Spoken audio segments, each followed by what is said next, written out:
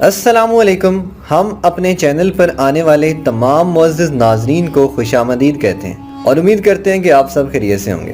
ناظرین گرامی، اس ویڈیو کی تیاری میں درج ذیل کتابوں کے علاوہ کئی دوسری کتابوں سے مدد لی گئی ہے۔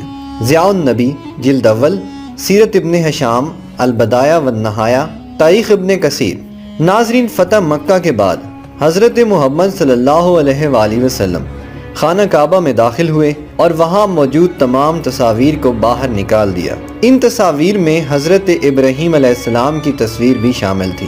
اس کے بعد آپ صلی اللہ علیہ وآلہ وسلم نے حضرت علی کے ساتھ مل کر خانہ کعبہ میں موجود چھوٹے بڑے تمام بتوں کو توڑ ڈالا۔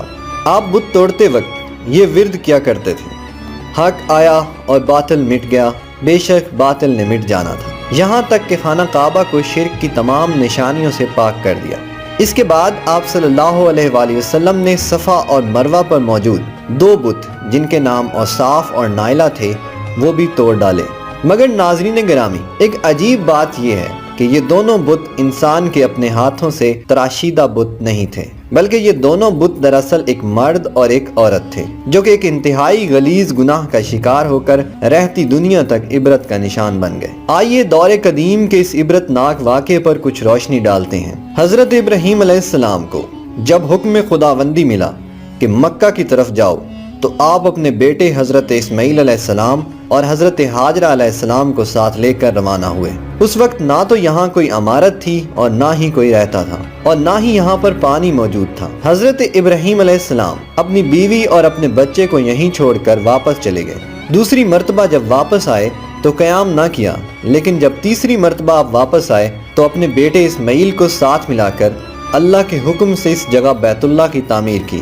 یہی بیت اللہ آج مسلمانوں کا قبلہ ہے جس کی طرف منہ کر کے مسلمان عبادت کیے کرتے ہیں۔ یہ دین اسلام کا مقدس ترین مقام ہے۔ صاحب حیثیت مسلمان پر زندگی میں ایک مرتبہ بیت اللہ کا حج کرنا فرض ہے۔ یہ اس لیے ہے تاکہ انسان کو حرمت کعبہ سے آگاہی ہو اور وہ دل و جان سے اس کا احترام کرے، اس کے بے مثال مقام اور مرتبے کو سمجھے، ہر موقع پر اس کی حرمت کے تقاضوں کو ملوز خاطر رکھے اور کوئی ایسی مذموم حرکت نہ کرے جو اس کی حرمت و عظمت کے منافی ہو۔ اسی وجہ سے گزشتہ ادوار میں جن افراد نے اس کی حرمت کو پامال کیا یا پھر اس کی کوشش کی، قدرت کے نظر نہ آنے والے ہاتھوں نے انہیں مروڑ کر رکھ دیا اور اس طرح شکنجے میں کسا کہ وہ عبرت کا نشان بن کر رہ گئے۔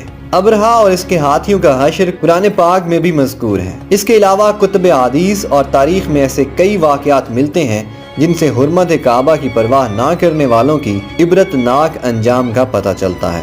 ان میں سب سے عبرت ناک مثال اساف اور نائلہ کے بتوں کی ہے۔ ان کا قصہ یہ ہے کہ عہد جہالت میں اساف قبیلے بنی جرہم کا ایک مرد تھا جس کا پورا نام اساف بن یالا تھا، اور نائلہ ایک عورت تھی جس کا پورا نام نائلہ بنت زید تھا۔ یہ بھی جرہم قبیلے سے تھی۔ قبیلہ جرہم وہ قبیلہ تھا جو سب سے پہلے مکہ میں آ کر آباد ہوا۔ یہ قبیلہ بیت اللہ شریف کے اطراف میں ہی رہا کرتا تھا، لیکن بعد میں شکست خوردہ ہو کر یہ یمن میں جا بسا، اور اب یہ دونوں یعنی اساف اور نائلہ یمن میں ہی رہا کرتے تھے۔ ان کے بیچ ناجائز تعلقات تھے۔ ایک مرتبہ قافلے کے ساتھ حج کرنے دونوں مکہ آئے۔ اس اثناء میں کعبہ میں داخل ہوئے کہ وہاں کوئی آدمی موجود نہیں تھا۔ اس تنہائی سے فائدہ اٹھاتے ہوئے ان دونوں نے خانہ کعبہ میں بدفعلی کا ارتکاب کیا۔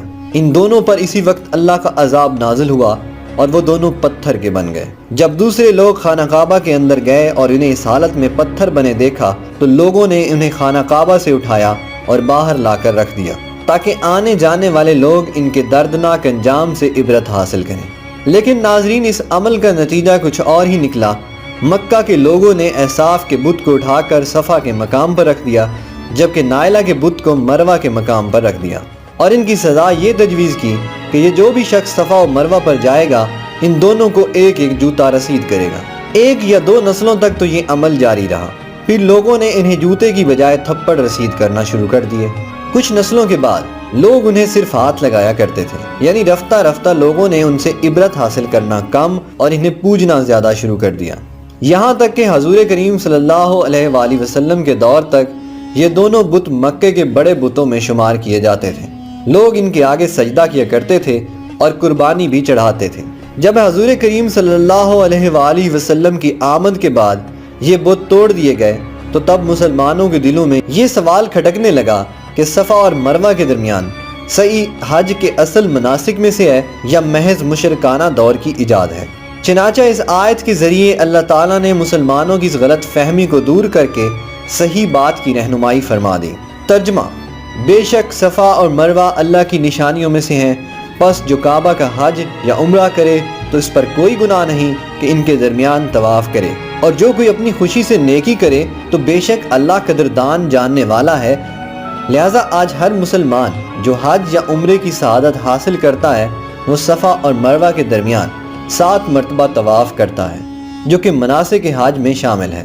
دوستو، اس کے علاوہ بھی تاریخ میں ایسے واقعات کی کمی نہیں کہ جو لوگ بیت اللہ شریف کی بے حرمتی میں ملوث ہوئے اور وہ رہتی دنیا تک عبرت کا نشان بن گئے۔ اللہ پاک ہم سب کو نیک راہوں پر چلنے کی توفیق عطا فرمائے، آمین۔